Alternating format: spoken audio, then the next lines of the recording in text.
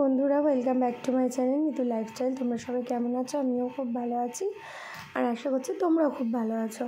তো চলো, আজকে আমি রান্না করছি ধনিয়া চিকেন। তো তার জন্য আমি ধনেপাতা আর কাঁচা লঙ্কাকে ভালো করে পেস্ট করে নিয়ে দিয়ে দিলাম টক দই, আর দিলাম হচ্ছে তার সাথে স্বাদ মতো একটু নুন, আর দিলাম তেল আর আদা রসুনের পেস্ট, আর লাস্টে দিয়ে দিলাম লেবুর রসটা দিয়ে ভালো করে মাখিয়ে এটাকে প্রায় 40 মিনিটের জন্য ফ্রিজে রেস্টিংয়ে রেখে দেবো।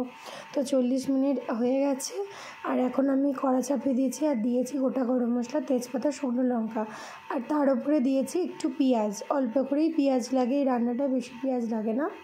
তো অল্প করে পেঁয়াজ দিয়েছি আর দিয়েছি 2টো মতো টমেটো কুচি। তারপরে ভালো করে সেটাকে ভেজে নিয়ে তার মধ্যে দিয়ে দিলাম একটু নুন, হলুদ গুঁড়ো, লঙ্কার গুঁড়ো, তারপরে জিরে গুঁড়ো, ধনে গুঁড়ো দিয়ে ভালো করে নাড়িয়ে নিয়ে দিয়ে দিলাম চিকেনটা। ওটা ভাজা ভাজা হয়ে যাবে, তারপরে চিকেনটা দেবে। চিকেনটা ভালো করে কষাতে হবে, কারণ আদা রসুনটা চিকেনের মধ্যেই দেওয়া ছিল। তো ভালো করে কষিয়ে অল্প করে গরম জল ঢেলে দেবে, দিলে রেডি হয়ে যাবে। আর নামানোর আগে একটুখানি কাসুরি মেথি দিয়ে দিতে পারো, সেটা পুরোপুরি অপশনাল।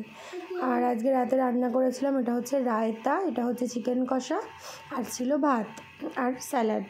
তো ভিডিওটা অবশ্যই ভালো লাগলে অবশ্যই একটা লাইক করে দিও, কমেন্ট করো আর সাবস্ক্রাইব করে দিও চ্যানেলটা আরও অনেক ভিডিও দেখার জন্য। টাটা।